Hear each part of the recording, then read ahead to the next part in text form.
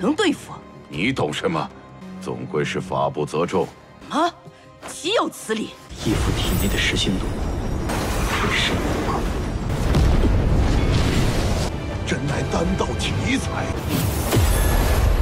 现在整个凌家都是我。我义父身上的毒有多大？ Halo guys, balik lagi bersama Mimin from Zero. Di video kali ini Mimin bakalan kembali melanjutkan alur cerita Donghua berjudul Ling Tianduzun episode ke-8 ya. Seperti biasa, sebelum masuk ke rekap ceritanya, buat kalian yang menonton video ini tapi belum subscribe, tolong di subscribe dulu ya guys. Dan jangan lupa nyalain lonceng biar nggak ketinggalan update terbaru dari channel From Zero. Playlist untuk Donghua ini juga udah tersedia bagi kalian yang baru aja bergabung dan belum nonton episode sebelumnya ya. Ya udah deh, gak usah berlama-lama lagi, langsung saja kita ke rekap ceritanya guys.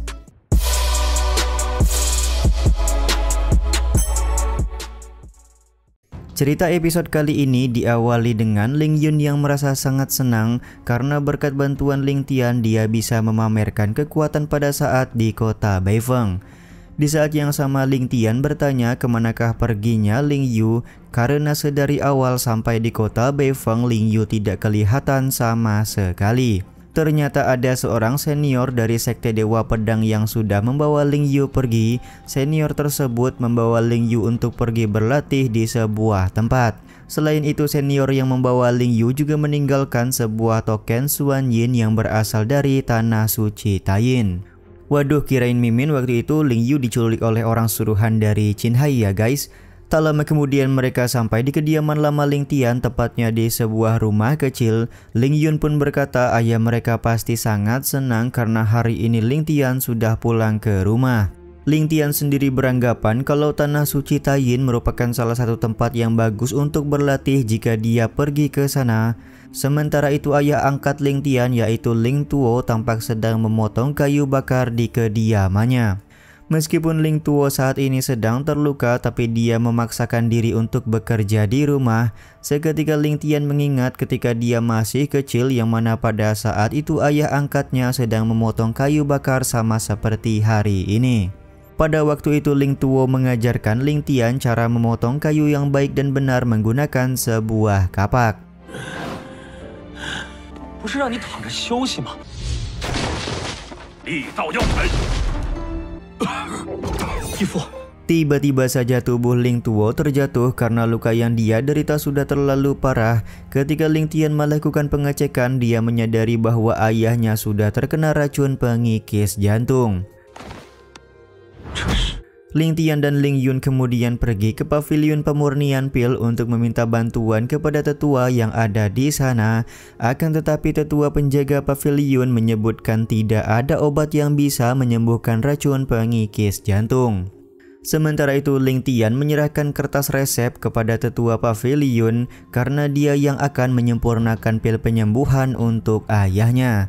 Di saat yang sama di aula keluarga Ling, tetua ketiga memberitahukan kalau keluarga yang tidak akan bergerak membunuh Ling Tian tanpa adanya sebuah jaminan. Tetua ketiga menyarankan agar mereka menghabisi Ling Tian sendirian tanpa meminta bantuan dari keluarga yang. Akan tetapi Ling yang punya pendapat yang berbeda, di mana menurutnya dengan bantuan dari keluarga yang maka mereka akan mendapatkan satu tameng tambahan jika Sekte Dewa Pedang menuntut keadilan atas terbunuhnya Ling Tian. Beberapa saat kemudian satu orang anggota keluarga Ling melaporkan bahwa Ling Tian membobol pavilion pembuatan pil serta menggunakan banyak bahan obat untuk menyempurnakan pil penyembuh racun pengikis jantung. Sontak hal ini pun membuat tetua ketiga dan Ling yang kaget. Tetua ketiga lekas meminta izin untuk segera memberi pelajaran kepada Ling Tian yang sudah bertindak kurang ajar di kediaman keluarga Ling. 能对付？你懂什么？总归是法不责众。 啊，岂有此理！ 义父体内的噬心毒 Sementara itu Ling Tian mulai melakukan penyempurnaan pil setelah bahan-bahan dikumpulkan oleh tetua penjaga pavilion. Bang MC juga menyadari kalau racun pengikis jantung di dalam tubuh ayahnya pasti dimasukkan oleh anggota keluarga Ling sendiri. Baru juga memulai penyempurnaan pil, tetua pavilion langsung kagum dengan pengendalian api yang digunakan oleh Ling Tian. Selama 20 tahun dia menjadi alkemis, tidak pernah melihat seseorang mampu mengendalikan api seperti itu. Tetua pavilion pun tidak ragu menyebut kalau Ling Tian merupakan seorang alkemis jenius.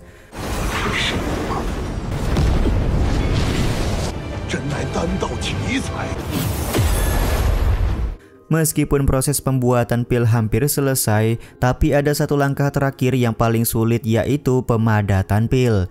Jika gagal melakukan penyatuan cairan obat, maka bisa menyebabkan ledakan di dalam tungku. Tapi bukan Ling Tian namanya kalau dia tidak berhasil menyempurnakan pil. Tampak fenomena langit langsung terjadi setelah keberhasilan Ling Tian memadatkan pil untuk mengobati racun pengikis jantung.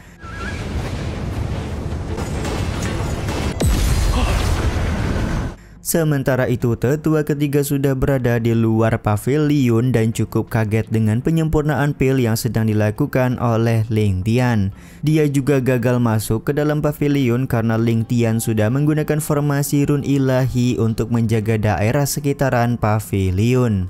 Siapa yang menyangka kalau Ling Tian berhasil membuat pil dengan kualitas kelas 4, Bang MC begitu yakin setelah ayahnya meminum pil ini, maka racun pengikis jantung akan segera terobati.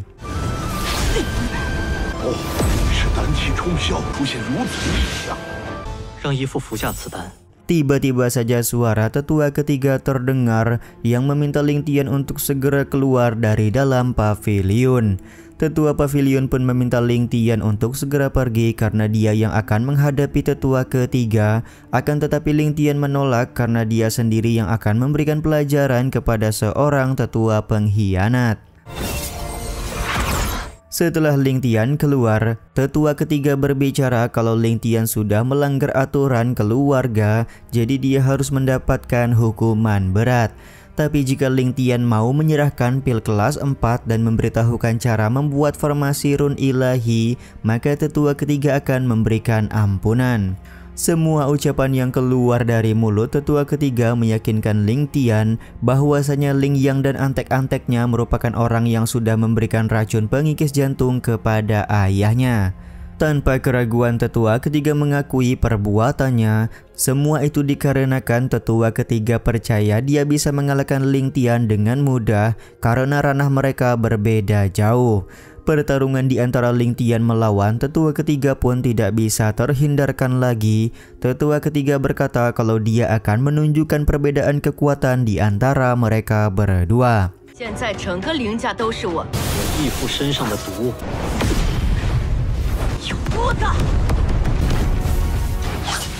Betapa kagetnya tetua ketiga ketika melihat serangan kuat yang dia buat sama sekali tidak bisa melukai Ling Tian.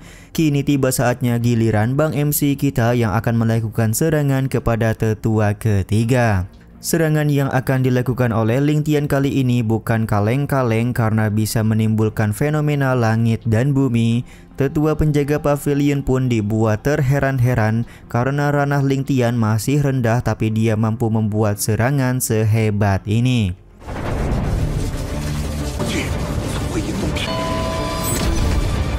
Setelah terkena serangan kuat tersebut, tetua ketiga langsung lebur tidak bersisa. Ling Yun pun tampak terpesona karena ternyata adiknya sekarang benar-benar hebat. Sementara itu di aula kediaman keluarga Ling Yang sedang menyusun rencana tentang tambang besi hitam yang dimiliki oleh keluarga Ling. Di saat pembicaraan sedang serius, Ling Feng malah meminta izin untuk pergi tidur karena dia sudah sangat ngantuk. Ling Yang pun tampak marah kepada istrinya karena anak mereka setiap hari kerjaannya hanya bermalas-malasan atau berfoya-foya. Semua itu dikarenakan sang istri terlalu memanjakan Ling Feng selama ini.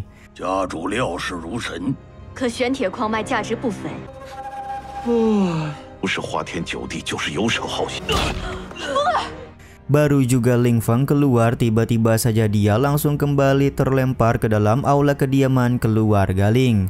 Ternyata Ling Tian sudah datang dan langsung memberikan pelajaran kepada Ling Feng. Kejadian ini tentu saja membuat Ling Yang bertanya-tanya siapakah yang berani melakukan keributan di kediaman keluarga Ling. 2 tahun sudah berlalu, aku benar-benar tidak menyangka seorang anjing penjaga tidak mengenali tuannya sendiri, ucap Ling Tian di hadapan Ling Yang. Scene kemunculan Ling Tian di dalam aula ini juga sekaligus menutup episode kali ini ya guys. Ya udah deh, sampai di sini dulu aja video kali ini. Mohon maaf jika masih banyak kekurangan dan kesalahan dalam penyampaian kata-kata ya.